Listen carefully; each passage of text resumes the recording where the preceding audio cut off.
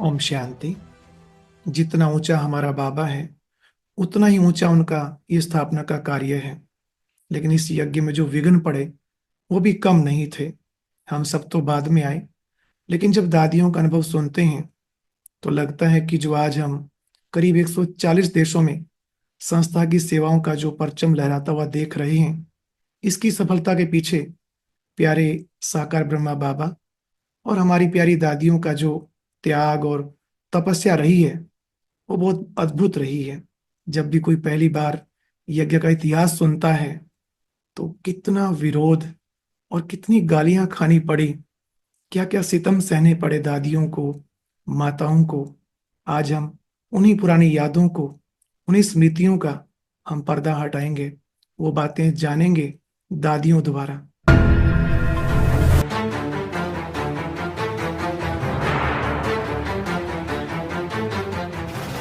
तो पहली बार वो कौन सा व्यक्ति था जिसने ब्रह्मा बाबा के लिए हल्की भाषा का प्रयोग किया, या कहें वो कौन सा प्रथम व्यक्ति था जिसने संस्था के नियमों का विरोध किया और ब्रह्मा बाबा को गालियां तक दी।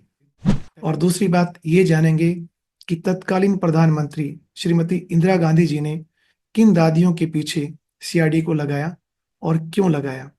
तीसरी बात हम जानेंगे कि किन दो दादियों के लिए बाबा ने रीढ़ बकरी शब्द का प्रयोग किया। और चौथी बात ये कि जब बाबा ने दादियों को बाहर सेवाओं पर भेजा तो हम सब जानते हैं कि उस समय बैगरी पाठ चल रहा था यज्ञ में। तो पहली मदोगरी यानी पहली भंडारी क्या मिली थी, कितने की मिली थी और वो कौन सी दादियां थी, और फिर दादियों ने उस भंडारी का, उस सहयोग का क्या किया था। पांचवी बात, एक बार जब दादियां ट्रेन में बिना टिकट बैठ गए थे तो टीटी ने क्या कहा था और दादियों ने क्या जवाब दिया। शुरुआत करते हैं सिंध हैदराबाद से। जब शिव बाबा ने ब्रह्मा बाबा में प्रवेश किया, सब कुछ ठीक चल रहा था। बहुत से भाई बहनों को साक्षात्कार हो रहा था, सैकड़ों लोग जुड़ते जा रहे थे, पूरे शहर में वाह हो रही थी। सब कह रहे थे बहुत अच्छा ज्ञान, बहुत अच्छा ज्ञान, सबको अनुभूति भी हो रही थी। लेकिन परीक्षा कहाँ से शुरू हुई। आदरणीय दादी मनोहर इंदिरा जी बताते हैं कि हमारी बड़ी दादी आदरणीय प्रकाश मणि जी की 3 बहनें और भी थी, वो भी ज्ञान में पक्का चलते थे, सारी धारणाएं थी। उनके युगल विदेश गए हुए थे, लेकिन जब वो विदेश से वापस आए तो वहां से विघ्न आना शुरू हुआ। सबसे पहला जो परीक्षा थी, विघ्न था, वो क्या था, दादी जी से सुनिए। तो उनका पति, एक का पति विदेश से आया तो वहां से ही गुस्से गुस्से में भरपूर होकर के आया। आकर के देखा तो बरोबर आई है मेरे को वहां से रिसीव करने प्लेन से, और देखो तो बरोबर व्हाइट साड़ी है, थोड़ा थोड़ा फूल फूल है और कोई जेवर भूषण है नहीं, बन ढंग के नहीं आई है। मैं आया हूँ, मेरे को देख करके उसको कैसे आना चाहिए। बस उसका दिमाग वहां से गर्म होने लगा, मतलब हंगामा वहां से शुरू हुआ। फिर तो इतने तक कि बाबा को भी कलेक्टर के कोठी में वो सब गए, उनका पिताजी फलाना फलाना सब। आप सोचिए, वो ब्रह्मा बाबा जिनका सब इतना सम्मान करते थे, बड़े बड़े व्यक्ति भी उनको आदर देते थे, लेकिन पहली बार शहर के डीसी ने जब बाबा को बुलाया तो उस समय पर्सनल मीटिंग थी, तो उसमें दादी प्रकाश मणि जी, उनकी बहन, उनके युगल और दादी प्रकाश मणि जी के पिताजी भी वहां मौजूद थे। सामने डीएम साहब बैठे थे, बातचीत चल रही थी। लेकिन अचानक बीच में ही जो उस बहन के युगल थे उन्होंने बाबा को अपशब्द कहने शुरू कर दिए, गालियां देनी शुरू कर दी। बीच में दादी जी बोले, आपको बाबा से ऐसे बोलने का हक नहीं है, आपको कुछ कहना है तो अपने युगल को कहिए, उनको घर ले जाइए। इतना कुछ होने के बावजूद भी ब्रह्मा बाबा की स्थिति बिल्कुल एक रस। बाबा की याद में बाबा ने एक ही बात कही कि देखिए, मैं तो गीता का वही ज्ञान दे रहा हूं जो भगवान ने कभी कहा था कि काम मां शत्रु है, इसमें बुरा क्या है। बाबा ने प्यार से समझाने की कोशिश की तो मैं कुछ नहीं कहता हूँ, ये तो भगवान का हुक्म है, काम मां शत्रु। मैं तो गीता का ज्ञान सुनाता हूँ, गीता में लिखा हुआ है भगवान वाच्य काम मां शत्रु। मैं तो गीता वाले वर्षन से रिपीट करता हूँ, मैंने कौन सी नई बात सुनाई है। अब वो बात तो ये एकदम राइट है परंतु वो भाई कहाँ मानने वाला था। खैर, वहां से मीटिंग पूरी हुई तो दादियां बताते हैं कि जब हम शहर में गलियों से निकलते थे तो लोग ऐसे देखते थे, पता नहीं हमने क्या अपराध किया है, क्या हमसे पाप हुआ है। ऐसे करते करते फिर ओम निवास बना। ओमनाथ बाबा ने खोला तो भी लोग बहुत पिकेटिंग करने लगे। तो एक बारी ओमनाथ में जितनी भी कुमारियां रहती थी तो उनके पेरेंट्स आते थे। पेरेंट्स ने अपने बच्चों को सरेंडर किया। तो सरेंडर किया तो बच्चे हॉस्टल में रहते थे, ज्ञान की पालना होती थी। बच्चे तो बहुत सुंदर, इतने अच्छे मीठे मीठे लगते थे, प्यारे प्यारे छोटे छोटे बच्चे तोतली तोतली भाषा में ज्ञान सुनाते थे। तो कलेक्टर जज वगैरह जो भी आते थे स्कूल देखने, वो खुश होकर जाते थे। तो बड़े आदमी तो खुश हो गए। लेकिन कुछ असामाजिक तत्व जो होते हैं उनके कारण काफी विरोध का सामना हुआ, पिकेटिंग हुई। वो तो दादियां, कई बार आपने भी सुना होगा, ऐसा बताते हैं। रोज बच्चे सैर करने जाते थे। तो सैर करते करते उसी समय ही शहर के अंदर ये वातावरण हो गया कि जैसे ये सैर करने जाए ना तो हम सारे उस भवन को घेराव डाल देंगे। तो सब के सब हम गए सैर करने। वो सब हमारे बहुत बड़ा बंगला था, ओम निवास, बड़ी बिल्डिंग थी, उसके चारों और सब लोग खड़े हो गए। तो जैसे हम अंदर आने लगे बच्चों सहित तो आने नहीं देते थे, एकदम सो गए। तो हम बच्चियां भी शांत, सुबह से 6:30 बजे से गई हुई है, या 6 बजे से 12-1 बज गया, पर बालकियों ने न पानी पिया न खाना खाया, क्योंकि दादियां कुछ अंदर थी कुछ बाहर। बाबा अंदर था, मम्मा अंदर थी, बाकी बालकियां और दादी चंद्रमणि है, मिठू दादी, ऐसे ऐसे लोग गए थे। पर दादी चंद्रमणि खड़ी है ना, तो बालकियों का इतना प्यार, जो बात बात पूछो, किसी ने पानी का ढुक नहीं पिया होगा। तो पिकेटिंग में मामे चाचे नानी खड़ी है इधर, और पोतरा दोते यहाँ खड़ी है। क्या वंडरफुल पिकेटिंग होती है। देखो कहाँ होती है, इस तरफ है पांडव सेना, छोटे छोटे मिचरू बच्चे, और उधर है कौर, बड़े बड़े मामे चाचे काके नानी सब खड़े। वो जब बच्चे को देखते थे तो ये थोड़ा इसको चक्कर ना आ जाए तो मामा आता है, बच्चे को उठाता है, तो एकदम से वो चिल्लाती है, बचाओ बचाओ, बंदर मेरे को पकड़ के ले जाते हैं, बंदर बंदर। तो उनको बेअपमान आता है, भाई मेरे को बंदर कहती हैं, छोड़ो, तो छोड़ करके चले जाते हैं। तो ऐसी सीन वंडरफुल 2-3 दिन चली। जब इतना सारा विरोध होने लगा तो बाबा ने फैसला किया, अब सिंध में नहीं रहना, कराची चले गए। करीब 14 वर्ष बाबा और पूरा यज्ञ, सभी भाई बहनें कराची में रहे। फिर कराची में तो हमारी बहुत अच्छी सुंदर दिनचर्या रही, ज्ञान योग धारणा की पढ़ाई पढ़ते रहे। परंतु उसके बाद फिर जब 10-12 साल हमारे पूरे हो गए तो हमारे ही सगे वालों ने हमको निमंत्रण दिया कि इतने साल आप लोगों को हो गए हैं, आप गए आए नहीं हमारे पास, कम से कम छुट्टी लेके हमारे पास थोड़े दिन के लिए जरूर आओ। तो हमको बहाना चाहिए था, क्योंकि अभी बाबा ने हमको प्रेरणा दी थी कि बच्चे इतने साल तुमने ज्ञान योग की कमाई की, पढ़ाई की, और अभी समय आया तुमको सेवा करने का। तो बच्चों को उमंग आना चाहिए, तो हम जाकर के कैसे लोगों की सेवा करें। और हम सब जानते हैं कि करीब 14 वर्ष बाद वहां से माउंट आबू राजस्थान में सब आ गए। फिर वहां भी जब बैगरी पार्ट चला तो कुछ ही दिनों बाद बाबा ने सभी दादियों को कहा कि अब आपको विश्व सेवा के लिए यहाँ वहां निकलना होगा। कोई भी दादी तैयार नहीं थे बाबा से दूर जाने के लिए, लेकिन बाबा ने कहा, आप ज्ञान नदियां हो, ज्ञान गंगाएं हो, और गंगा एक जगह नहीं रह सकती। आप तो पतित पावनी हो, आपको यहाँ वहां सब जगह जाना होगा, सारे संसार को पावन बनाना है। पहले तो कभी संकल्प भी नहीं आया बाबा को छोड़कर कि हम कहाँ जाएंगे। कुछ भी हो जाए, बाबा खिलाए या न खिलाए, बाबा के साथ है। परंतु अब बाबा प्रेरणा देता है, नहीं, तुम बच्चों को उमंग आना चाहिए, तुमको जाके सेवा करनी है, तुम ज्ञान गंगाएं हो, गंगाओं का काम है पावन बनाना। गंगा तो बहती रहती है, अब बैठी हुई गंगा थोड़ी होती है। ऐसी ऐसी बाबा ने वाणी चलाई, हमारे को पंख पैदा हो गए। बाबा ने कहा तो हम जाएंगे। फिर हमने अपना ग्रुप बनाया, ग्रुप बना करके बाबा से छुट्टी लेके दिल्ली में रवाना हो गए। तो रास्ते चलते ही ट्रेन में ज्ञान देना शुरू किया। तो ट्रेन में ही हमारे को निमंत्रण मिलना शुरू हुआ, तो हमारे जैसे फेत बैठ गया ज्ञान में। अब बाहर जाएंगे तो बाहर तो पता नहीं क्या चमत्कार बाबा दिखाएगा। ट्रेन में माता कहती है तुम मेरे पास आओ, 1 मास मेरे पास रहो, 2 मास रहो, मेरा मकान खाली पड़ा। दूसरे ने कहा जयपुर में आओ, तीसरे ने कहा अजमेर में। बस रास्ते चलते कई निमंत्रण मिलेंगे, हम उसकी एड्रेस वगैरह नोट करते रहे। फिर जब हम वहां दिल्ली में पहुंचे तो वो मेरे रिश्तेदार थे, उन्होंने बुलाया था। तो मैं उसके बहाने, भाई आप लोगों ने बुलाया बहुत हुआ, तो इस बार हम आपकी सेवा करने आए हैं। चलो 1 मास तो वहां सेवा की। दादी मनोरेंद्रा जी बताते हैं कि जब हमारा 1 महीना परिवार वालों के पास जो निमंत्रण था वो पूरा हुआ, फिर हम एक मंदिर में गए। वहाँ का ट्रस्टी बहुत अच्छा था, धार्मिक विचारों का था। वो मंदिर था, श्री राम का मंदिर था। तो वहाँ के पुजारी ने हमें सब कुछ दिया खाने पीने के लिए, जैसे चावल दाल, ये सब सूखा मिलता था, फिर दादियां बनाते थे, सब सुविधाएं दी थी। एक कमरा भी मिला हुआ था। लेकिन परीक्षाएं तो आनी थी। एक दिन वो समय भी आया।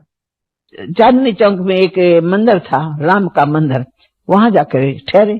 उन्होंने कमरा दे दिया, उस कमरे में हम पकाते भी थे खाते भी थे।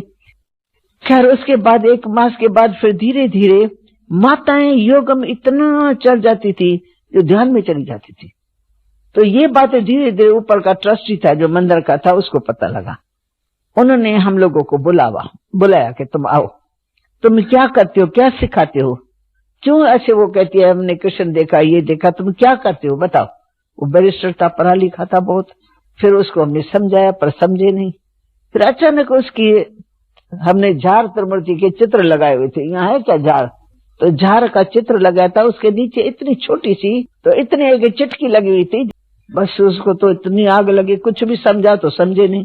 कहा या तो चिटकी तोड़ो निकालो अपने हाथ से, या तो ये झार उतारो, या तो तुम चले जाओ।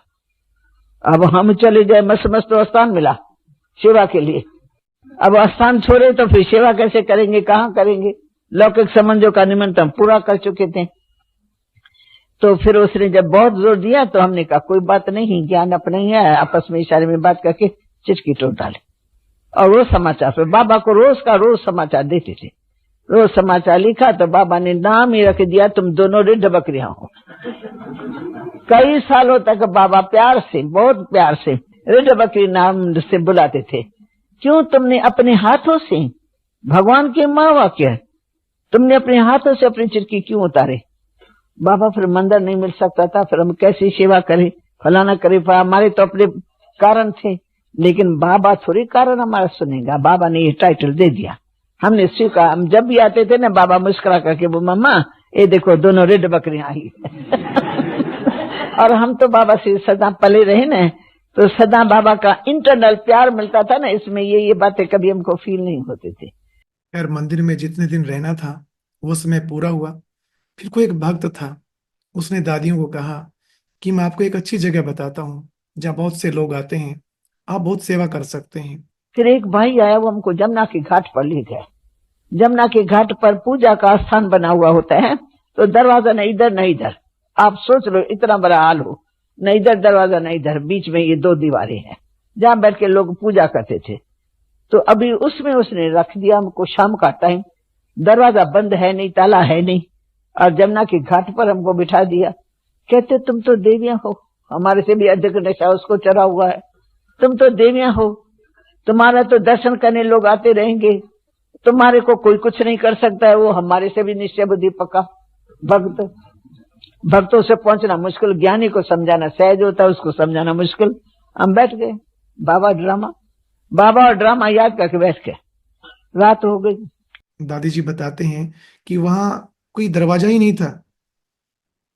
रात को सोए कैसे, एक दादी जागती, एक दादी सोते।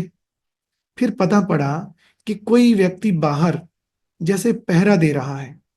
वो तो बाद में पता पड़ा कि वो कौन था और क्यों पहरा देता था। एक भाई था, रोज हमारा पहरा लगाता था, पहलवान था, तो वो पहरा लगाता था। उसको ये बुद्धि में था कि अगर ये देवियां सच्ची है तो मैं आज इनके ऊपर जो पहरा लगाता हूँ, उसको आवाज आया भगवान का कि तुम्हारे घाट पर देवियां आई हुई है और तुम्हारा काम है उनकी संभाल करना। इसलिए वो पहरा लगाता था, रात्रि को ठक ठक कर चला जाता था। दादी जी बता रहे हैं कि जो पहरा देता था वो एक पहलवान था, और पहलवानों को एक साक्षात्कार हुआ था कि यहाँ जमुना के कंठे पे कोई देवी आई हुई है, अगर आप उनका सहयोग करेंगे तो आप अपने जो अखाड़े में जो कुश्ती चलती है उसमें जीत जाएंगे। तो उन्होंने सोचा अगर ये सत्य हुआ तो हम मान जाएंगे इन देवियों में शक्ति है। फिर ड्रामानुसार ऐसा होना तो था ही। वो जो पहलवान आते थे, दंगल में उनकी जीत हो गई, उनका निश्चय और बढ़ गया। वो सारे के सारे दादी जी के पास आए और आते ही सीधा दंडवत प्रणाम किया। दादियां हैरान हो गई कि ये क्या हो रहा है। तो 15-20 दिन के बाद उसकी जीत हो गई। कुश्ती का दिन था, उसमें जीत पे। तो जीतने के बाद उसकी भावना बैठ गई। और ये 20 जने अट्टे कट्टे मोटे, कभी ऐसे मोटे हमने देखे नहीं, पहलवान और लंगोटी वाले, और सारे इधर आ रहे हैं। हमने कहा गंगे ये क्या, ये सारे मोटे मोटे यहाँ क्यों आ रहे हैं? तो ऐसे लोगों को कभी देखा भी नहीं था, बचपन से यहाँ थे। फिर दंडवत प्रणाम करके सब सो गए, मटका रख करके हमारे आगे सब दंडवत प्रणाम करके सो गए। मैं कहा गंगे इनको उठाएगा कौन? क्या करना है, क्या करना है ये भी पता नहीं। ये दंडवत प्रणाम करना होता है, प्रणाम का रूप है। इशारे में फिर एक उठा, फिर दूसरा उठा, फिर सब बैठ, भावना से बैठ गए। उन्होंने दादियों को कुछ खाने की सामग्री दी। फिर वो दूध इतना इतना और चावल और नारियल और 20 रुपए, पहली मदोगरी वो हमारे पास आई। ये था वो पहला सहयोग भंडारी के रूप में जो दादियों को मिला। उन पहलवानों ने कुछ चावल, दूध और चीनी और साथ में कुछ रुपए भी दिए। लेकिन दादियों ने कहा कि भाई हमारे पास तो चूल्हा वगैरह कुछ है नहीं, हम बनाएंगे कैसे। चलो हमने हाथ लगा दिया, अब आप इसको ले जाओ, बना लो। तो उन पहलवानों ने कहा नहीं जी, हम तो आपके लिए लाए हैं, अब लेके आए तो वापस कैसे लेके जाएं, हम आपके लिए सब प्रबंध कर देंगे, आप इसको बनाओ। फिर दादियों ने जब सारा प्रबंध हो गया तो दादियों ने खीर बनाई, बाबा को भोग लगाया, उन पहलवानों को भी दिया और 2 कटोरी अपने लिए भी रखे। ये थी पहली मदोगरी, पहली भंडारी, पहला सहयोग। इसके बाद उन पहलवानों का दादियों से बड़ा स्नेह हुआ। उन्होंने कहा हमारे लिए कोई सेवा हो तो बताओ। तो दादियों ने कहा कि जो यहाँ लोग आते हैं पूजा करने, आप उनको यहाँ बुला सकते हैं। तो वो बहुत से लोगों को लेके आते, सत्संग होता। तो उसी बीच कोई माता थी, तो वो उसने देखा कि इतना अच्छा ज्ञान ये तो शहर के बीच में होना चाहिए ताकि और लोगों का भी कल्याण हो। तो वो बहन दादियों को अपने साथ लेके गई। काफी दिन तक वहां बहुत अच्छा सत्संग चलता रहा। जो भी बहनें माताएं आती उनको साक्षात्कार होते गए। शहर में बात फैल गई कि पता नहीं कौन आया है, क्या जादू करते हैं, देखना चाहिए।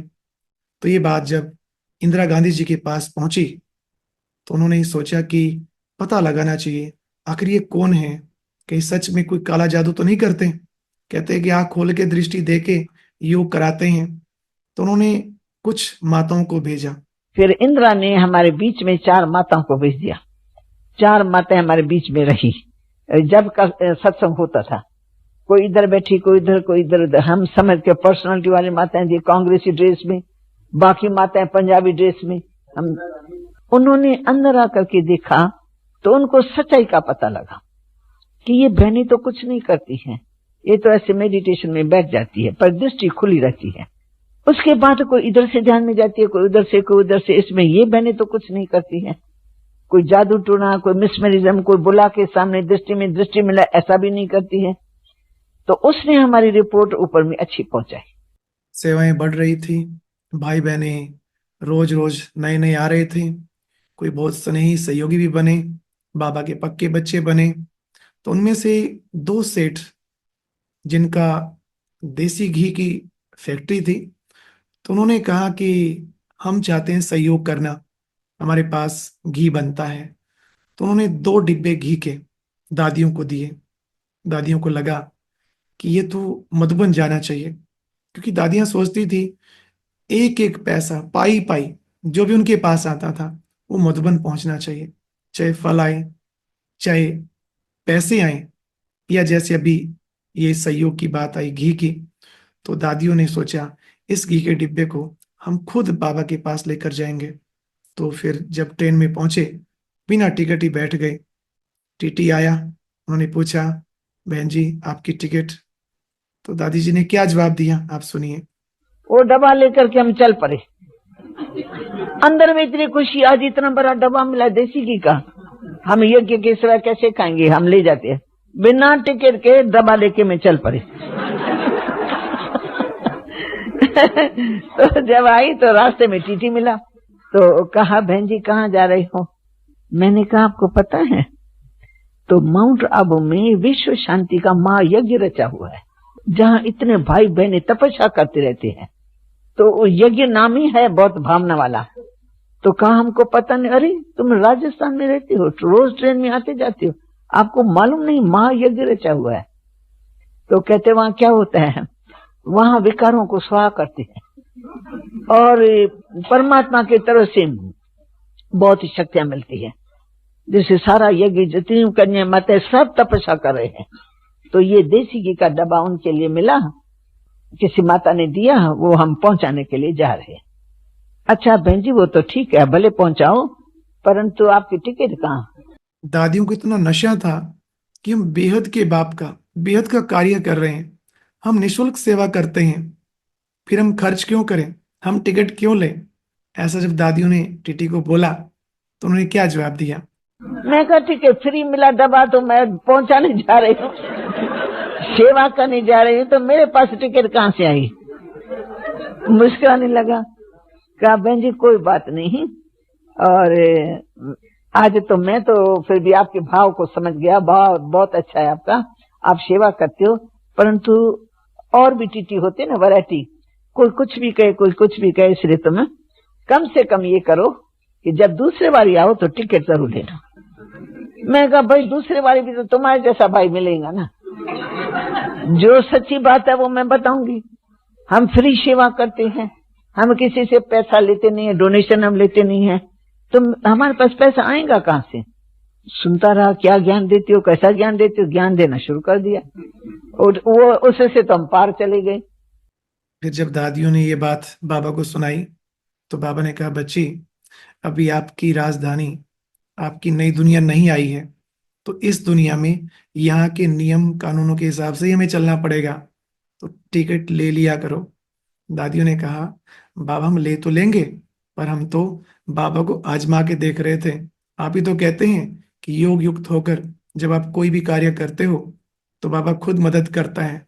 तो हमने आज देखा कि कैसे बाबा मदद करता है। आप सोचिए, इतने बड़े बड़े घरों से आई है दादियां, जिनके घर में कितने ही नौकर चाकर थे, कहीं कोई कमी नहीं थी, और उनको ऐसा समय भी देखना पड़ा, एक एक पैसे की कितनी उनको जरूरत रहती थी। और जब आते थे उनके पास पैसे, तो दादियां बताते हैं कि कहीं से भी कोई सहयोग आता था थोड़ा सा भी, तो सीधा मधुबन भेज देते थे। दादी मनोहर इंदिरा जी बताते हैं कि एक बार होली बिल्कुल नजदीक थी, तो माउंट आबू में ही मम्मा बाबा टहल रहे थे। बाबा ने अचानक मम्मा को कहा, मम्मा होली आ रही है, बच्चों को जलेबी नहीं खिलाएंगे? जबकि बाबा को मालूम था कि जलेबी के लिए जो सामग्री चाहिए, जो घी चाहिए, चीनी चाहिए, मैदा चाहिए, वो तो कुछ भी नहीं था। लेकिन मम्मा ने फिर भी कहा, जी बाबा क्यों नहीं, आप कहेंगे तो हम बनाएंगे। तो हुआ क्या? तो आपको पता है कि बाबा रहता नहीं है, बच्चों को खिलाने बगैर बाबा रहता नहीं। तो एक बार बाबा ने कहा, होली आने वाली है समझो, 2-3 दिन पहले बाबा ने कहा, मम्मा मीठे बच्चों को तुम जलेबी नहीं खिलाएंगे? है बेगर इलाज, न है घी, न है मैदा, न है क्या और होती है सब चीजें, जो तेल, कुछ भी नहीं। और बाबा बहुत प्यार से, मम्मा तुम मीठे ऐसे सिक्के लगे बच्चों को जलेबी नहीं खिलाएंगी? तो मम्मा कहती है, हाँ बाबा, जी बाबा। मम्मा को भी पता कुछ नहीं है अंदर, बाबा को भी पता है कुछ नहीं है, बच्चों को भी पता है। चलो बाबा मुख से प्यार से खिलाता है, चलो बाबा के प्यार को तो हम स्वीकार करें, तो बाबा हमको जलेबी खिला रहा। तो अचानक ही बाबा दूसरे दिन हम बच्चों को सैर कराने जा रहा है। तो एक माता वहीं रहती थी माउंट आबू में, जहाँ ये शांति भवन कहते ना, क्या कहते हैं, शांति निकेतन, हाँ, तो वहाँ एक माता रहती थी, सिंधी माता थी, और बहुत भाववान थी। बाबा में बहुत उसका प्यार था। उसका जो पति था ना, वो फिर एंटी था। तो माता चाहती थी मेरे को कुछ मिले तो मैं यज्ञ में दो, और उसका पति कहता है नहीं, यज्ञ में न दो, तुम हरिद्वार में चलो, इधर चलो उधर चलो, वहां जो तुमको दान करना हो करो, मैं खूब तुमको पैसा दूंगा, लेकिन ब्रह्मा कुमारी को नहीं दो। वो कहती है नहीं तो फिर मैं चलती नहीं हूँ हरिद्वार में, तुम झूठों को तुम करो, मुझे करना है तो सच्ची दरबार में करना है, मैं तो ब्रह्मा कुमारी आश्रम में करूँ। फिर सुबह का टाइम हुआ अमृत वेले का, तो उसके पति को आवाज आया, कुछ विष्णु का साक्षात्कार किया, भक्त तो था ही। फिर उससे आवाज मिला कि तुम्हें जो दान करना है ना, वो ब्रह्मा कुमारी में करो। तो ये उठ खड़ा हो गए, कहा शायद मेरी वाइफ आज भी मेरे पास आई है, सुबह सुबह कहती है कि मुझे जो दान करना है वो ब्रह्मा कुमारी में, उसने ऐसा मुझे कहा है। तो गया तो स्त्री अभी दरवाजे बंद है, तो कहा तुम मेरे कमरे में आई थी क्या? कहा नहीं स्वामी, मैं तो नहीं आई थी। कहा तुमने कहा था ब्रह्मा कुमारी को दान करना? कहा नहीं, मैंने नहीं कहा था, आपने मना कर दी तो मैं चुप करके बैठी हूँ। जब आपको बाबा परमात्मा टच करेगा तब। परमात्मा ने उसी दिन टच किया। फिर उसने कहा कि अच्छा, तुम्हारी जो इच्छा है ना, वो तुम ये गठरी लो और तुम जाके ब्रह्मा कुमारी को दो। तो वो बेचारी दौड़ती दौड़ती दौड़ती आ रही थी, तो बाबा हम बच्चों को लेके जा रहा था। बाबा को फौरन टचिंग आ गई, और बाबा ने कहा था होली ने मम्मा जलेबी नहीं खिलाएंगी, और ये जब आई ना तो बाबा को फौरन टच हुआ कि देखो मेरा आवाज बाबा सुनता है ना। मम्मा बाबा भी मेरे से डरता है, मैं जब कुछ कहता हूँ कि नहीं बच्चों को खिलाना है तो बाबा डरता है, कोई न कोई को टच करके भेज देता है। देखो मम्मा लगता है। फिर मम्मा के साथ वो माता ऊपर में गई, फिर उसने गठरी दी। फिर जब बाबा घूम करके हम बच्चों को घुमा के ले आया तो मम्मा बाबा खूब मुस्कुरा रहे, आपस में बातें कर रहे हैं। फिर बाबा ने कहा मम्मा देखो बाबा ने ये काम किया है, तो अभी भोग लगाना है, जलेबी बनवाओ और सब बच्चों को खिला। तो बाबा ने कहा देखो बच्ची, कैसे शिव बाबा परीक्षा भी लेते हैं और साथ साथ फिर मदद भी करते हैं। ये तो आज हमने बहुत थोड़ी सी बातें सुनी, थोड़े से किस्से थे। दादियों के इतने सारे जीवन के अनुभव हैं, हम एक एक करके वो भी सुन लेंगे, क्योंकि ये हमारी स्थिति पर बहुत अच्छा प्रभाव डालते हैं। हमें सिखाते हैं कि त्यागी जीवन, तपस्वी जीवन क्या होता है। अब यह एक और दूसरी बेहतरीन वीडियो भी जरूर देखें।